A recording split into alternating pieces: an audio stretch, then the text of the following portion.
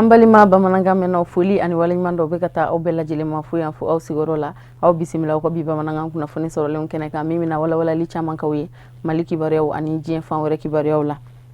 An karamɔgɔba Aseyid Sherif Usman Madani Haidara a bɛ taamala Banama kɔnɔ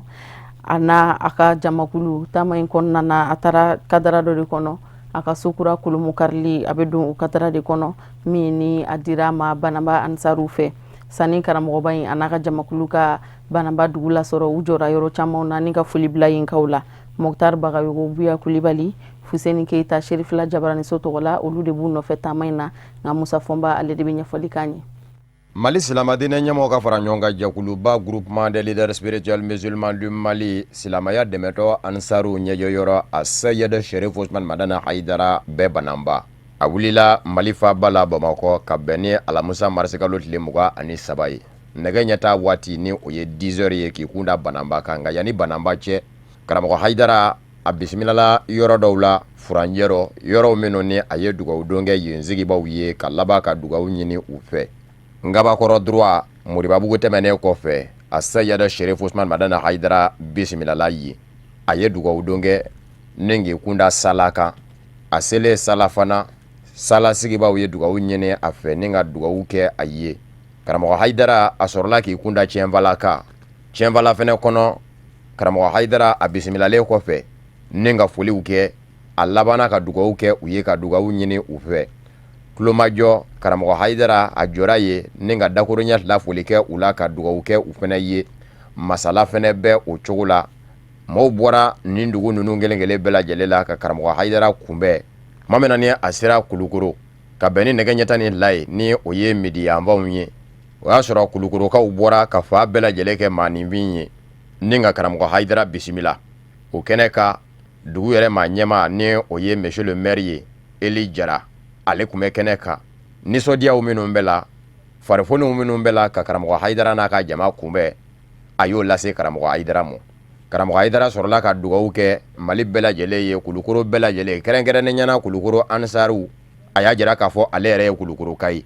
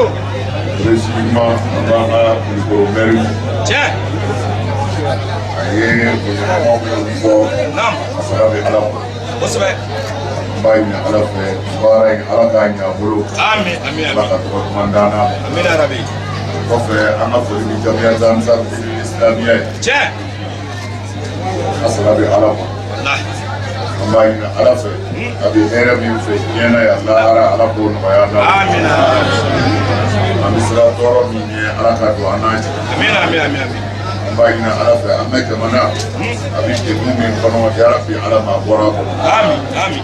Mali ala ma kɔrɔta amin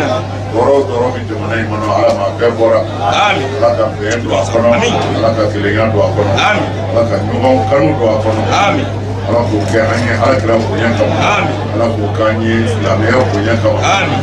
sɔli ala rasul amina cɛ ka duwawu kɛ ayiwa ne yɛrɛ ye Kulukɔrɔka de ye k'a fɔ ne yɛrɛ ye Kulukɔrɔka de ye o tuma na an ye duwawu de kɛ Kulukɔrɔ bi jamana in kɔnɔ duwawu kɛra jamana in bɛɛ ye a kɛra Ansaru ye a kɛra Kulukɔrɔkaw ye a kɛra maire n'a ka dugu ye an bɛ duwawu an b'a ɲini ala de fɛ ala ka duwawu minɛ dɔrɔn ala ka duwawu minɛ sira min ye hali bi ala k'o kisi a bɛ min fɛ ala k'o d'aw ma jamana in ala k'a suma ala k'a basigi ala bana tɛ n'a fɛ to ayiwa bisimila ayiwa fɔlɔ ti fila fara ala kan ti fila fara ala kan ti jɛnɛya kɛ ti suɲɛli kɛ ti n den faga ti namara kɛ n sen kɔrɔ n t'a kɛ bolo kɔrɔ Nikra Muhammadu Imla Barak Mamna Bak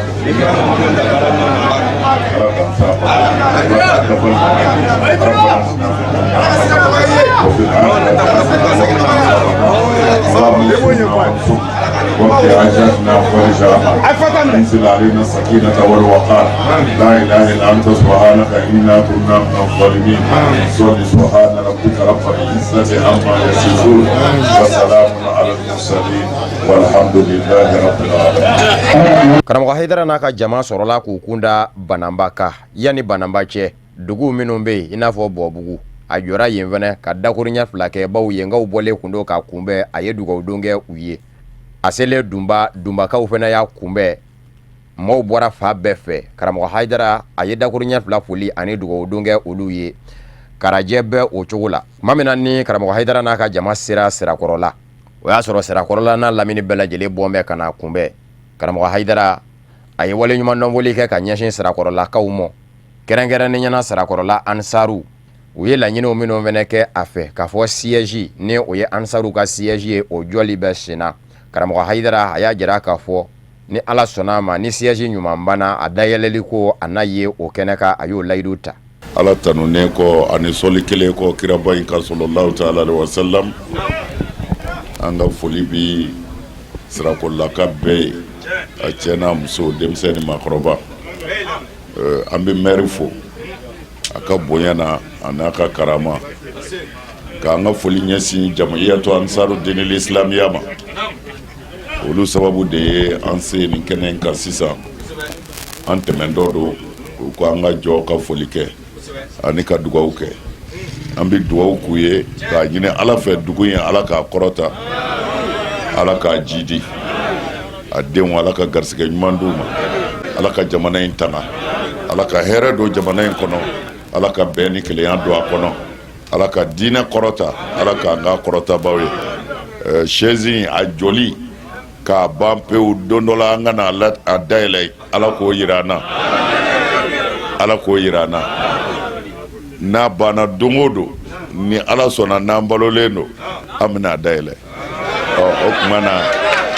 o ko tɔ b'a yɛrɛw bolo sa salamu alaikum wa rahmatulahi ta'ala wa barakatuh. Karamɔgɔ Hayidara sɔrɔla k'i kunda dugu minnu ka sa o ye Kale Kanku tuma min na ni Karamɔgɔ Hayidara surunyana Banambala dugu min bɛ wele ko Galo ani Banamba cɛ kilomɛtiri 8 don Banambakaw taara kunbɛn yen de ni ka sɔrɔ ka Karamɔgɔ Hayidara a n'a ka jama sɛnsɛn ka don ni a ye Banamba kɔnɔ ka bɛn ni nɛgɛ ɲɛ 14 ye ni o ye 14 heures ye selifana seli waatiw an bɛ aw ladɔnniya k'a fɔ a Seyɛd Sɛrifu Usmani Madani Hayidara bɛ Banamba kɔnɔ k'a sabu kɛ Banamba Ansaru farala ɲɔgɔn kan ni ka du jɔ a ye Banamba kina kɛ min bɛ wele ko Sandigila o dayɛlɛli kɛra ka bɛn ni Alamusa marisikalo tile 23 ye Silamɛya dɛmɛlitɔn Ansardine International u ka tɔnden minnu bɛ Banambakaw fɛ yen nɔ u jɛra ni ka so dɔ ba dɔ di an karamɔgɔba Seyɛd Sɛrifu Usmani Madani Hayidara ma sefa wari miliyɔn 25 a so in musaka a bɛnna o de ma so in kolomukarili kɛnɛ kan mɔgɔba caman u sera ka kɛnɛ in lasɔrɔ an ka jɛ an ka cidenw sera ka fɛn minnu fara ɲɔgɔn kan an k'o ɲamada sefa wari miliyɔn 25 ani kunkan 20 so musaka bɛnna o de ma so min jɔra Banamba Ansaru fɛ Mali Silamadinɛ ɲɛmɔgɔ ka fara ɲɔgɔn kan jɛkuluba Groupement des leaders spirituels musulmans du Mali silamaya dɛmɛtɔ Ansaru ɲɛjɛyɔrɔ a Seyɛd Sɛrifu Usmani Madani Hayidara ye so in groupe ngarila ka bɛn ni Alamusa marisikalo tile 23 ye Banamba n'a lamini bɛɛ lajɛlen bɔra ka ye kɛnɛ kan Banamba maa ɲɛmɔgɔ olu bɛɛ lajɛlen dafalen kun bɛ kɛnɛ kan an balima alisilamɛw nisɔndiya min bɛ Banamba kɔnɔ bi o ye Ala ka kɛ n'o tɛ ni mɔgɔw ta don dɔ tun b'a minɛ na mais ni Ala ye fɛn min di min ma o y'o ta ye sirifɛkɛ ka nani a diyara n ye a bɛnna ma an b'a bisimila bi fo don min a yɛrɛ ka sira ɲini ka segin a bɔra a ka so a b'a ka so a bisimila commune maa bɛɛ tɔgɔ ye o kɔnɔna na an b'a ɲini a fɛ comme dugutigi ye min ɲini a fɛ a ka dugawu k'an ye fɛn o fɛn n'o ye gɛlɛya Ala k'o taga bɔ an kan o sira la an b'a ɲini jama fɛ bɛɛ ka dugawu kɛ sirifɛkɛ fana ka dugawu k'an ye a ka to bɛ fana sala Mamadu an ka ɲɛmaa minnu bɛ yen u ko ne nana n ka foli kɛ Sɛrifu Usmani Madani Hayidara ye o ɲɛmaa jɛri ye Elayi Basakari Senbara ani Siriki Senbara u ka foli bɛ yan k'a ka foli kɛ ne t'a fɛ ka don kuma caman na n b'a fɛ ka kilaki dɔ de ɲini balibakaw fɛ ko o kuma ɲɛfɔ Sherifu Usmani Madani Hayidara ye k'a bila o ci la ni balibaka jɛ ye o ye mun ye o y'an ka kuranko ye an bɛ kɛnɛ min kan an bɛ dugawu ɲini de la dugawu ɲini kɛnɛ kan n'i ye fɛn fɛn bɔ o wajibiyalen d'i ma ka fɔ kɛnɛ sigira nin kun kan o t'a ye o bɛɛ n'i ka haminako de bɛ na ko an ka kuranko balama kuranko a mɛnna sen yan bɛɛ y'i seko k'a la dugulama minnu bɛ y'u seko kɛ anw yɛrɛ ressortissants minnu bɛ an y'an seko kɛ mais ne ka ba ɲini balimafɛn bi an b'a kibaruya ta k'a di Sherifu Usmani Madani Hayidara ma a ka don an jigi kɔrɔ. An bɛ bɛɛ lajɛlen fo bɛɛ ka nali la nin ye Maliko de a se Sheikh Sherifu Usmani Madani Hayidara an b'i fo k'i waleɲuman dɔn i bisimila Banamba i hakili tora Banambakaw la a diyara n ye a bɛnna n ma an bɛ Ala deli Ala k'i mɛn an kɔrɔ an bɛ Ala deli Ala k'i mɛn diinɛ in o bɛ se ka taa ɲɛ cogo min na o baara in na an b'a ɲini e fɛ fɛnɛ i ka dugawu kɛ Banambakaw ye ka dugawu kɛ Mali bɛɛ lajɛlen ye walasa an bɛ degun min na an bɛ se ka bɔ o degun kɔnɔ teliya la cogo min na donc n bɛ bɛɛ lajɛlen fo ka bɛɛ waleɲuman dɔn. wasaden min bɛ wasabulon kɔnɔ Banamba tɔgɔ la a ye kuma ta ni ka waleɲuman dɔnfɔli kɛ ka ɲɛsin karamɔgɔ Hayidara ma a ka nali la Banamba kɔnɔ ka laban ka Banamba ansaruw fo ka sabu kɛ karamɔgɔ Hayidara ani Banamba ni ɲɔgɔn cɛ jɛkɔrɔba don. Banambakaw ani foli ka kan Banambakaw dantawura bi dantawura sini depuis Hayidara ka nani ko in fɔra k'a fɔ a bɛna Banamba ya k'a ta waati la ka n'a bila sisan na ne min ma fara o ka cɛsiri ka o ma bɔ a la an bɛ tile waati min na ne Ala ko tɛ foyi tɛ se ka nin kɛ ne kanu tɛ foyi tɛ se ka nin kɛ ka bɔ cercle fan bɛɛ lajɛlen fɛ ka fara ɲɔgɔn kan depuis sɔgɔma fo ka se ɲanguma ma ne kanu tɛ vraiment foyi tɛ se k'o kɛ Ala ka kanu to amin Ansaru mɔgɔw a minnu bɛ Bamakɔ minnu bɛ Banamba an bɛ u fo vraiment u ni cɛsiri nin ko in a ma daminɛ bi don jangow de don Banambakaw ka Ansari ka tɔn sigilen fɔlɔ n b'a jigin a bɛ san 30 la bi maa minnu b'a ɲɛmaaya la bi depuis u ma surunya ka muso furu ka na musow furu ka denw sɔrɔ ka mɔdenw sɔrɔ vraiment o ma daminɛ bi. karamɔgɔ Hayidara ye kuma ta ni ka waleɲuman dɔnfɔli kɛ ka ɲɛsin Banamba a n'a lamini bɛɛ lajɛlen ma ka laban ka dugawu kɛ Banamba n'a lamini bɛɛ lajɛlen ye. An bɛ fɔlɔ k'an ka faamasow fo k'a ta sanfɛ fɔ duguma k'an ka alimamiw fo k'an ka mɔriduw fo k'an ka karamɔgɔ du fo ka mɛri a n'a ka duguden bɛɛ lajɛlen fo khasatan jamiyat ansar dinil islami an ka foli b'u ye an bɛ olu minnu sababu la yan bi bonya da y'a kɛko ye an ma foyi ye kabini an bɔra Bamako fɔ yan fɔ min bɛ mɔgɔw wasa a bɛ hɔrɔn fa n'i y'a kɔrɔ ɲini kɔrɔ foyi t'a la Ala kama kɔ fɛn min fana n'o kɛra Ala kama Ala yɛrɛ de b'o sara mɔgɔw bɛ bɔ ka karamɔgɔbaw de tun bɛ walima sekobaw nka k'aw ka baara bila ka na garibujala kunbɛn ni Ala kama tɛ foyi t'o kɛ mana aw sara bɛ Ala de bolo. so min jɔlen filɛ nin ye karamɔgɔ Hayidara ye salon 1 siso chambre 5 ɲɛgɛn la terasi 1 a kɛnɛ kundala jɛnya a n'a kɔnɔ bonya 63/23 so in fɛnɛ na madrasaso 1 denkunnen don a la ka daminɛ kilasi gale fɔ 9nan o madrasaso fɛnɛ tilan bɛ sigiyɔrɔma 2 ni u k'a ma ko bloku ka daminɛ kilasi gale ka taa se 4nan ma o tɔgɔ dan bɛ Ala ma hinɛna Batijani Darawere la a jɔyɔrɔ bonyana silamɛya dɛmɛtɔ Ansaru kɔnɔ Banamba bloku 2nan ka daminɛ 5nan na ka taa se 9nan ma o tɔgɔ dalen don Ala ma hinɛna Morijan Sangare la o fɛnɛ jɔyɔrɔ bonyana silamɛya dɛmɛtɔ kɔnɔ Ansaru Banamba karamɔgɔ Hayidara nin danigɛli ninnu bɛɛ lajɛlen tɛmɛnen kɔfɛ bananban dɔ la ti kɛnɛ ba kan so in sɔrɔla ka kurubongari ni saraba tigɛli ye ka bɔ a da la ni dɔw ko ruban ka bɛn ni nɛgɛ ɲɛta ani 6 ye ni o ye 16 heures ye. Karamɔgɔ Haidara a ka nin banabatama in senfɛ a ye wajuli kɛnɛ dɔ ɲɛnamaya alamisa su ni ka dugujɛ dumadon na a kɛra dolanti kɛnɛ de kan banaba an ka jɛ an ka sɔrɔlenw ɲamada. An kɔni sigilen tɛ yan wajuli kama an nana foli de kɛ ka hakili jigin kɛ ka an balimaw hakili jigin fɛnw na min caman fɔra ka kɔrɔ. Diinɛ tɛ fɛn caman ye fo an ka fɔlɔ k'o de dɔn. Silamɛya man ca gɛlɛya foyi t'a la fana fɛn o fɛn ka gɛlɛn Ala t'a ka jɔn bulon la sabu Ala y'o de fɔ ma diinɛ d'a ma ko n bɛ doni d'aw kunna diinɛ ma n'o kama n bɛ fɛ nin kuma ninnu ka faamu kosɛbɛ jango denmisɛnninw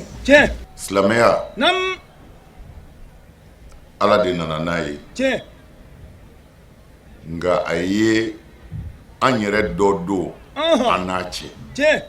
Ala tun bɛ se ka kuma an bɛɛ fɛ an bɛ Ala kumakan mɛn munna Ala ka jɔn dɔw bɛ yen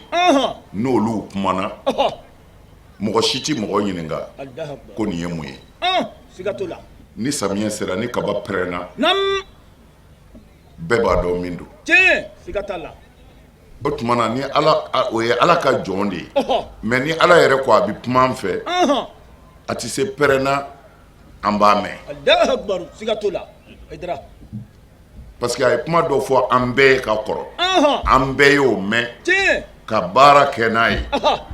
kira ma ci an ma o la dɛ Ala yɛrɛ de kumana an fɛ an bɛɛ y'o kuma in mɛn wa an ye baara kɛ n'a ye an y'a nafa sɔrɔ kuma na n'Ala ko a bɛ kuma an fɛ a bɛ se ka continuer ten ka kuma an fɛ den b'a ba de kɔnɔ a tɛ foyi dɔn diɲɛ na yan a tɛ foyi kalama yan mais n'a bangena don min na n'a kulela a bɛ fɔ a ba ma ko a ka sin don a da n'a ye sin don a da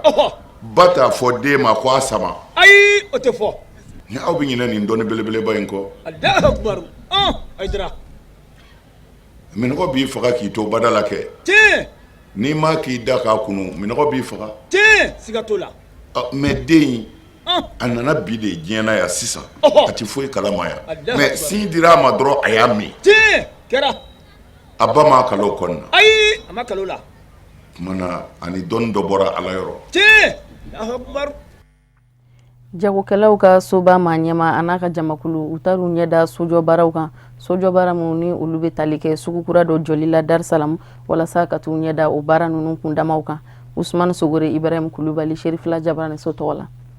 ka se ka ɲɛda kura di Chambre de commerce et d'industrie du Mali ma k'a bila jamanadenw ka sagoya la ani ka se ka jagokɛlaw ani izintigiw u ka hakɛw lapasa a kɛcogo ɲumanw na o de ye a ɲɛma ka laɲini ye Yusufu Bacili mun ye ɲɛmaya jɔyɔrɔ sɔrɔ san 2015 o de y'a to a bɛ ka wulikajɔw bonya jamana fa bala ani marabolo kɔnɔ ka se ka sugukuraw jɔ minnu bɛ don o kadra kɔnɔ wa o de bɛ a ka nin taama in kofɔ a ye mun bolo da ka taa Darusalam walasa sugu min bɛ ka jɔ Chambre de commerce et d'industrie du Mali fɛ ka se ka taa seereya ni a baara kɛko ɲumanw ye kɔrɔ mun bɛ an ka yiri la sɔgɔmada na yan nɔ nin ye santier dɔ ye an y'a démarrer a bɛ kalo damadɔ bɔ an ko a ka kalan f'a ka sumaya a tɛ kɔngɔtɔ ranse commerçant caman bɛ yen u bɛ kɛnɛmala la bi dɔyɔrɔ t'u bolo comme n y'a fɔ cogoya min na an ka plan de mandature la bureau nalen 2015 a ye programme dɔ kɛ o programme la n'i y'a ta 100 o 100 70 bɛ yen a bɛɛ destiné don ka sugu de jɔ district kɔnɔ ani région kɔnɔw la pour que commerçant kana don a kɔnɔ opération mun kɛra concerne u b'a fɔ ma ko gouverneur ka opération ye an kun b'a kalama ko place ko gɛlɛya bɛ Mali la bien que ale ko initié wala an y'a lajɛ an ka plan kɔnɔ an ye parti ba réservé wari fanfɛla la sugu joli kama an nalen an ye maire bɛɛ écrit k'u ka yɔrɔw d'an ma ni yɔrɔ disponible bɛ k'u k'a jɔ an ye mun ka jaabu sɔrɔ o ye commune 3 ani commune 4 ye. Chambre ɲɛmɔgɔ ka fɔ la a ko kalo 2 bi kɔfɛ ni baara ninnu bɛna kuncɛ wa a butigi ninnu bɛna labɛn de ka di jagokɛlaw ma minnu y'u sigiyɔrɔw bila baara sen fɛ baara mun n'o kun bolodara an ka gouvernorat du district fɛ ka se ka sira dafɛla butigiw wuli. Bon a fan caman bɛ kɛ mɔgɔ minnu ka yɔrɔ wulila n'a fɔra k'an ka tiɲɛ fɔ mɔgɔ minnu ka yɔrɔ wulila kalo joli sa a tɛ baara la a sigilen bɛ yen nɔ ni yɔrɔ nana sɔrɔ a ka kan olu de ka kɛ priorité fɔlɔ u ka don a kɔnɔ mais n'a banna sigikafɔ bɛ kɛ k'a lajɛ dans quelle mesure an bɛ se ka fɛɛrɛ jumɛn tigɛ olu mɔgɔ bɛ don a kɔnɔ. Déguerpissement kɛra kɔsa in na maa ba 20 de wulila ka bɔ siraw la a bɛ komi famille ba 20 tɛ jɔra bi u tɛ baara la yeni mɔgɔw ka taa wari ɲini kɔfɛ u bɛ taa sa kɔgɔji la damadɔ minnu bɛ minnu tun bɛ baara la c'est vrai que mɔgɔw sigiyɔrɔ tɛ siradaw ye mɔgɔ sigiyɔrɔ tɛ espace vert ye mɔgɔ sigiyɔrɔ tɛ espace public ye d'accord u ka wuli ka bɔ yen mais an ka jɛ ka fɛɛrɛ ɲini u kan ka don yɔrɔ min na o fɛɛrɛ don fɔlɔ sɔrɔ la an y'a fɔ ko yan u k'a d'a ma je tiens vraiment à préciser 2540 la an ye hectare 5 ɲini a kɔnɔ an b'a ɲini état fɛ u k'o d'a ma. An bɛ aw hakili jigin k'a fɔ ni sugu kura min bɛ ka jɔ Chambre de commerce et d'industrie du Mali fɛ musaka min bɛna don a da fɛ a bɛ se CFA wari miliyɔn 600 ma mun bɛ sigiyɔrɔ 450 kofɔ n'o ye plasiw ye. Projet GDFOR a ye baarada di musow ma Manden commune kɔnɔ Masale dugu kɔnɔ walasa ka kungo kɔnɔna ja ani yiritigɛ juguw ka olu kunbɛn a kana se ka kɛ kɔlɔlɔba ye adamadenw ma ni ka laban n'a ka baarakɛminɛn caman ta k'a d'u ma. An ka jɛ an ka GDFOR ɲɛmaa muso ale ka kɔrɔfɔw lamɛn. An bɛ Samalen bi an kɔntannen bɛ Samale ye dugu min n'a sigilen bɛ an ka forêt dɔ da la n'an b'a fɔ o ma ko forêt classée de Momandeng. Momandeng forêt classée a tiɲɛnen don bi a tiɲɛnen don kun caman na kun dɔw an b'a fɔ ko ye naturel n'an b'a fɔ ko ye changement climatique kun ye kun dɔw fana caman bɛ o ye an yɛrɛ ye parce que an yɛrɛ bɛ lɔgɔtigɛw kɛ dugula mɔgɔ minnu sigilen bɛ forêt ninnu da la u bɛ lɔgɔtigɛ kɛ kosɛbɛ ka lɔgɔtigɛ ka charbon jeni ka feere charbon jeni yɛrɛ filɛ ale ka jugu kungoda ma kosɛbɛ donc an ko ka dɔ b'o la hali n'a ma dabila caman ka bɔ a la donc muso dɔw farala ɲɔgɔn kan o ye dugu 5 musow ye minnu bɛ forêt classée da la k'a fɔ an kɔni an bɛ forêt classée da la komi si bɛ an ka yɔrɔ la an b'a fɛ ka si bayɛlɛma kɛ donc an ye centre nin jɔ yan daminɛna salon 2016 la centre jɔra ka d'u ma centre jɔlen centre équipera kosɛbɛ maintenant puisque olu bɛ si de bayɛlɛma ka kɛ tulu ye après u bɛ fɛn wɛrɛ dilan tulu in na fɛn wɛrɛ mun bɛ dilan safunɛ caman b'o la an yɛrɛ y'a caman ye bi savon bɛ dilan safunɛ bɛ dilan ni di ye safunɛ bɛ dilan ni carotte ye safunɛ bɛ dilan ni nɔnɔ ye eau de javel b'u bolo gel o b'u bolo shampoing an bɛ kunkolo ko ni min ye o b'u bolo pomade caman fana b'u bolo donc o tɛ se ka kɛ ni minɛn tɛ u bolo donc o y'a yira na k'a fɔ an k'u dɛmɛ minɛnko la o de la an ye minɛn dɔw ɲini ka na d'u ma muso 90 o de bɛ centre nin baara la bi dugu 5 musow donc minɛn ninnu valeur ye 11,1 ani 100,000 ɲɔgɔn ye o de minɛnw dir'u ma pour que ka se k'u dɛmɛ u ka baara kɔnɔna na u ka se k'u yɛrɛ ta ka ɲina GDFOR kɔ minɛn ninnu dikun ye olu ye ladilikan min bɛ o ye k'a fɔ muso ninnu minɛn mun b'u bolo a dir'u ma o yan baaraw de kama u bɛ coopérative min na o baara a ma di kɔɲɔ baara kama an bɛ kɔɲɔ la ka taa ni minɛnw ye ka taa kiniw k'a kɔnɔ a ma di o kama an bɛ denkundi la ka taa n'a ye ka taa tobili kɛ n'a ye a ma di o kama an bɛ finiko la an ka so kɔnɔ ka baara kɛ n'a ye a ma di o kama ka tobili kɛ n'a ye an ka so kɔnɔ a ma di o kama a dira coopérative baara de kama n'a ma utiliser o la dɔrɔn minɛnw bɛ tiɲɛ a nana kun min kama a tɛna o ɲa o ye ɲininkali fɔlɔ ye a dira kun min kama ka utiliser o ye kelen filanan ka se ka n'u bɛ baara kɛ ka fɛn bila kɛrɛfɛ pour que minɛn ninnu n'a tiɲɛna don min na minɛnw ka se ka kɔlabila ka se ka sɔrɔ parce que programme bɛ dɛmɛni kɛ programme tɛ to yan kuda ye n'a y'i dɛmɛ i yɛrɛ kan ka se k'i tɔ ta i yɛrɛ ka se k'i ka baara kɛ donc o kɔni ladilikan 2 an b'o fɔ an ka musow ɲɛna. O de b'an sɛnsɛn sisan ka diɲɛ fan wɛrɛ kibaruyaw lasɔrɔ Musa Fɔnba a bɛ walawalali k'an ye.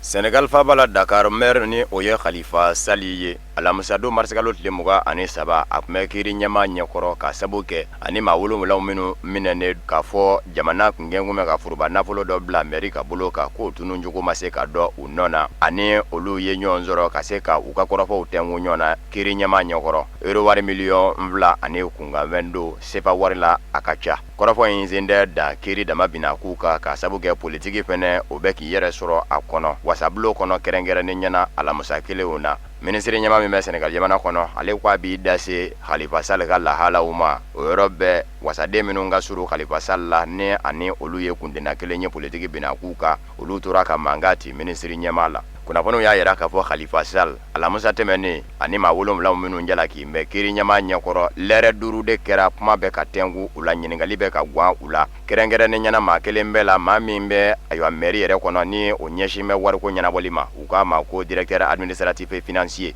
nka kuma min na ni bɔ kɛra kiri ɲɛma fɛ yen lapasaba minnu bɛ Khalifa Sall la o dɔ ye maître El Hadji Diouf ye o ye a jira a ka dantigɛliw la k'a fɔ olu ma jɔrɔ k'a sabu kɛ n'i ye ko in yɛrɛ ta k'a lajɛ i b'a ye k'a fɔ fɛn gɛn dɛ u k'a ma ko dossier vide nka wulatile bɛ taa kunjɛ kuma min na ni minisiri ɲɛma tari yɛrɛ sɔrɔ wasabulo kɔnɔ a da selen Khalifa Sall ka lahalaw ma o ma bɛɛ wasaden dɔw ma kɛrɛnkɛrɛnnen ɲɛna minnu ye Khalifa Sall masurunamaw ye bari sabu ka da kan u caman kɛn bɛ k'a jira de k'a fɔ maa min bɛ se ka jamana ɲɛma Macky Sall ɲɛkɔrɔn dɔ ta kalatɔ ma na to ka kɛ kɛfɛn ye bɛɛ ko ni maɲi don ni o ye Khalifa Sall ye ko kuma na u b'a fɛ k'a kundo de jango politiki bina k'u ka a bɛ se ka nasi cogo min nka minisiri ɲɛma ni o ye Mohamed Boun Abdallah Dionne ye kuma min na ni dasera nin kɔrɔfɔ in ma wasadenw bɛ wasabulo kɔnɔ a y'a jira k'a fɔ siga si tɛ a la Senegali jamana kɔnɔ danfara min don bɛ fangaw ni ɲɔgɔn cɛ u k'a ma ko indépendance k'a fɔ ko kiri a ti dulon maa wɛrɛ la k'o sabatilen don Senegali jamana kɔnɔ an bɛ aw ladɔnniya k'a fɔ Senegali jamana ɲɛmayaso u ko fa min ma ko parti civil ni o ye k'a fɔ e de kɛra jalaki kɛbaa ye o tuma i b'i ye o jɔyɔrɔ la kun min y'a to i ye jalakili kɛ ka se k'o yɔrɔ lapasa Senegali jamana ɲɛmayaso tɛ o parti civil jɔyɔrɔ la nka lapasaba minnu bɛ Khalifa Sall la olu y'a wajibiya kunnafonidilaw ye k'a fɔ bi u mago bɛ fɛn kelen min na Khalifa Sall ka bila ka sɔrɔ foyi de ma kɛ minɛ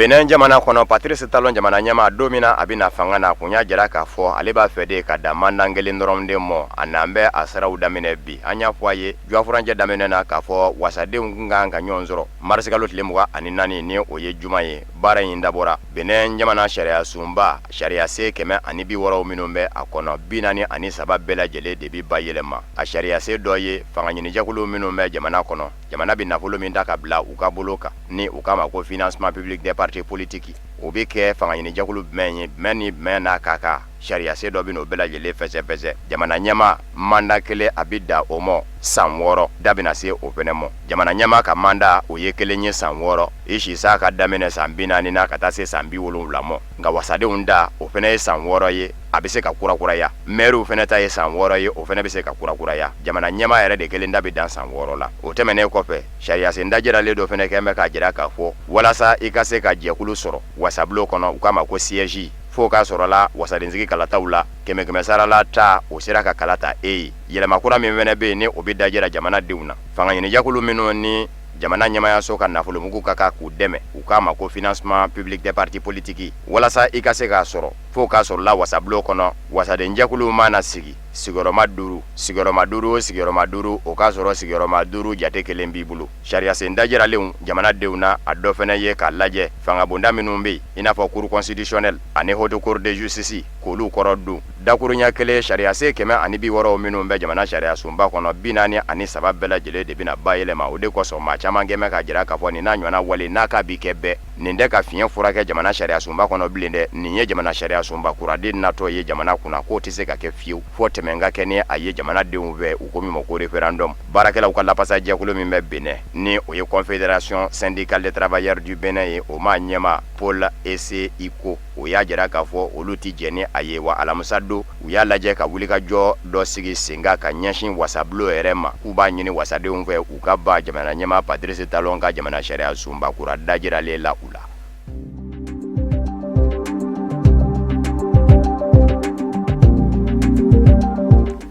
Ejibitikaw ka jamana ɲɛma Hosni Mubarak ka bilali ko kuma min kun bɛ sen na a walela ka sababu kɛ Hosni Mubarak juma don ka bɛn ni marisikalo tile 24 ye a labilara an bɛ aw ladɔnniya k'a fɔ arabuw ka wulikajɔ min kɛra san 2011 n'o kɛra sababu ye ka taa ni arabula masakɛ caman ye farafina arabula jamanaw ani Azi jamana arabula jamanaw la Hosni Mubarak kun bɛ o masakɛw la nka maa caman bɛ ka jira k'a fɔ a bila ko min ye nin ye wulikajɔ kɛra fu ye jamanadenw bolo a ka lapasaba ni o ye avocat ye Farid Al Dib o y'a jira juma don k'a fɔ Hosni Mubarak kɔni kabini a minɛna san 2011 a ka fanga binza a lasagone kun do surasiya lapitaninzo min na k'a sabu kɛ kɛnɛyaba tɛ a wolo la san 6 kɔnɔ k'a labilara ka bɔ lapitaninzo in na k'a ka denbaya sɛgɛrɛ. Hosni Mubaraka a ye san 30 de kɛ ka Misira jamana mara wa a ma mara ni musalaka ye a fɛ. Jamanadenw de farala ɲɔgɔn kan san 2011 ka wulikajɔ kɛ nɔfɛ ni o kɛra sababu ye k'a ka fanga ban. Hosni Mubaraka bilalen kɔfɛ maa wɛrɛ min fɛnɛ bɛ yen ni o kun y'a ka minisiri ye min ɲɛsinnen kun do jamana kɔnɔna koɲɛw ɲɛnabɔli ni jamana kɔnɔna lakanani kama Abiba El Adli o min ni maa caman gɛnmɛ k'o jateminɛ k'o kɛ bɔnɛ banfula yɛrɛ tigi ye bɔnɛ banfula donbaa ye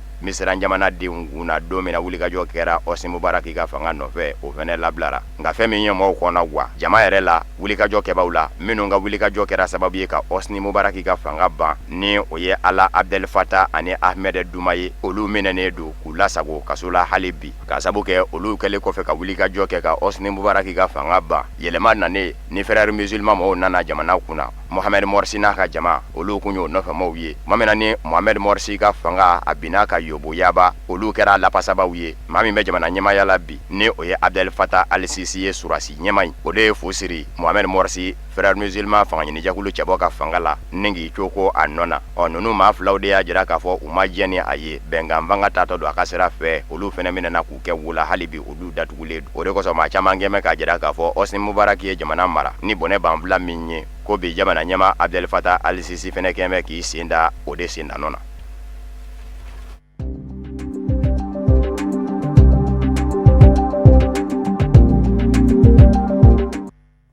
Sananga nga bi bamanangan kunnafoni sɔrɔlen kuncɛ nin ye bataki ye ka da busɛnkadenw bɛɛ lajɛlen kulo kan busɛnkaden minnu ni olu sigiyɔrɔ bɛnnen do Bamakɔ ma olu ka jɛkulu Association des ressortissants de Busɛn à Bamako ko wele bilalen do tɔnden bɛɛ lajɛlen ma lajɛrɛ dɔ kɛnɛ kan kari don marisi kalo tile 26 10 heures wagati Bozola écolesoba kɔnɔ busɛnkadenw ka jɛkulu ma ɲɛma ko a b'a laɲini tɔnden bɛɛ lajɛlen fɛ ko bɛɛ lajɛlen ka bɔ ni ka caya kana réunion kɛnɛ kan ka da kɔrɔfɔw nafa kan ko jɛ tɛna kɛ mɔgɔ si kɔ bataki a tɛgɛnɔ bilala marisi kalo tile 27 u ka jɛkulu ma ɲɛma fɛ ni o ye Elhaji Sidiki Sanogo ye ni aw mago bɛ kunnafoni wɛrɛ la aw bɛ se ka weleli kɛ 69